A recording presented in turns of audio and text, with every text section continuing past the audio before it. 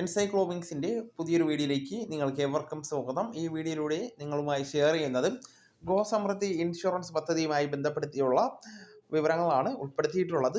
വളരെ കുറഞ്ഞ പ്രീമിയം തുകയിൽ ക്ഷീര കർഷകർക്ക് ഇൻഷുറൻസ് പരിരക്ഷ ഉറപ്പാക്കാൻ പറ്റുന്ന ഒരു മികച്ച ഇൻഷുറൻസ് പദ്ധതിയാണ്. അപ്പോൾ നമ്മുടെ ചാനൽ ആദ്യമായി കാണുന്ന സുഹൃത്തുക്കളാണെങ്കിൽ ആദ്യമേ തന്നെ ചാനൽ ഒന്ന് സബ്സ്ക്രൈബ് ചെയ്യുക. അപ്പോൾ നമുക്ക് വിശദാംശങ്ങളിലേക്ക് കടക്കാം. 50% പ്രീമിയം സബ്സിഡിയിൽ പശുക്കൾക്ക് പരിരക്ഷ ഏർപ്പെടുത്തുന്നതാണ്.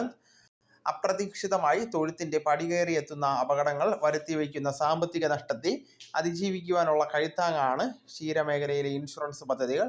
നിലവിലുള്ള ഇൻഷുറൻസ് പദ്ധതികളിൽ പ്രീമിയം നിരക്ക് ഏറ്റവും കുറവുള്ള പദ്ധതിയാണ് സംസ്ഥാന മൃഗസംരക്ഷണ വകുപ്പ് നടപ്പിലാക്കുന്ന Gosamriddhi national livestock mission insurance പദ്ധതി. പശുക്കൾക്ക് മാത്രമല്ല അവയുടെ ഉടമകളായ ക്ഷീര കർഷകർക്കും ഏറ്റവും കുറഞ്ഞ പ്രീമിയത്തിൽ ഇൻഷുറൻസ് പരിരക്ഷ ഉറപ്പാക്കുവാൻ സാധിക്കുന്നതാണ്. അതോടൊപ്പം തന്നെ കർഷകർക്കിപ്പോൾ തൊട്ടടുത്തുള്ള സർക്കാർ മൃഗാശുപത്രിയുമായി ബന്ധപ്പെട്ട് ഈ പദ്ധതിയിൽ ചേരുന്നതിന് വേണ്ടിയുള്ള അവസരമുണ്ട്. പ്രീമിയവും പോളിസി കാര്യങ്ങളും നോക്കുമ്പോൾ Gosamriddhi national livestock mission insurance പദ്ധതിയിൽ 1 വർഷം, 3 വർഷം എന്നീ കാലയളവിലേക്കുള്ള പോളിസികളാണുള്ളത്. 2 മുതൽ 10 വയസ്സ് വരെ പ്രായമുള്ള പശുക്കളെയും എരുമകളെയും ഇൻഷുറൻസ് ചെയ്യാൻ സാധിക്കുന്നതാണ്. സങ്കര ഇനം പശുക്കൾക്ക് മറ്റ് നാടൻ ജനുസ് പശുക്കൾക്കും പരിരക്ഷ കിട്ടുന്നതാണ്. കറവയുള്ള പശുക്കളാണെങ്കിൽ പ്രതിദിനം കുറഞ്ഞത് 7 ലിറ്ററെങ്കിലും ഉൽപ്പാദനം ഉള്ളതായിരിക്കണം. 7 മാസത്തിന് മുകളിൽ ഗർഭമുള്ള ക്ടാരികളെയും എരുമ കുട്ടികളെയും ഇൻഷുറൻസ് ചെയ്യുവാൻ സാധിക്കുന്നതാണ്. പരമാവധി ഒരു കർഷകൻ്റെ 5 പശുക്കളെ വരെ ഈ പദ്ധതി മുഖേന ഇൻഷുറൻസ് ചെയ്യുവാൻ സാധിക്കുന്നതാണ്.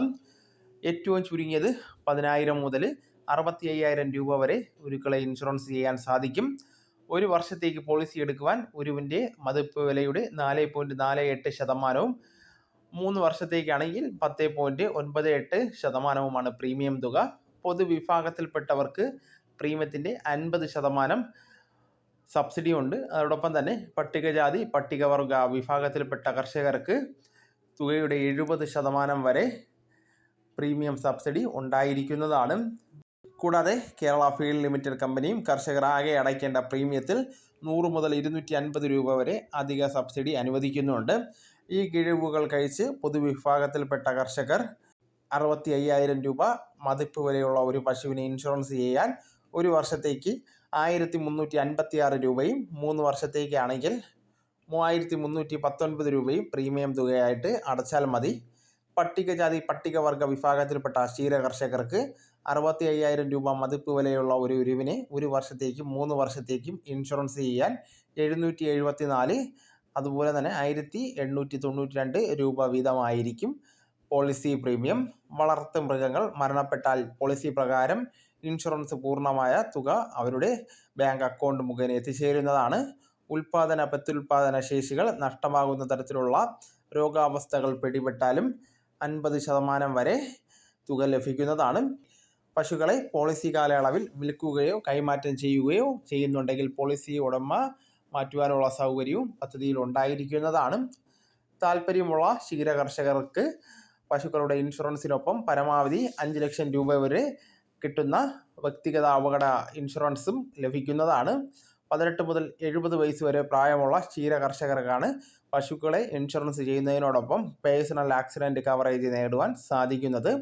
കന്നുകാലി ഇൻഷുറൻസ് ചെയ്യുന്നതിനോടൊപ്പം 20 രൂപ അധികമായി പ്രീമിയം അടച്ചാൽ 1 ലക്ഷം രൂപയുടെ വ്യക്തിഗത ഇൻഷുറൻസ് നേടാൻ സാധിക്കുന്നതാണ്.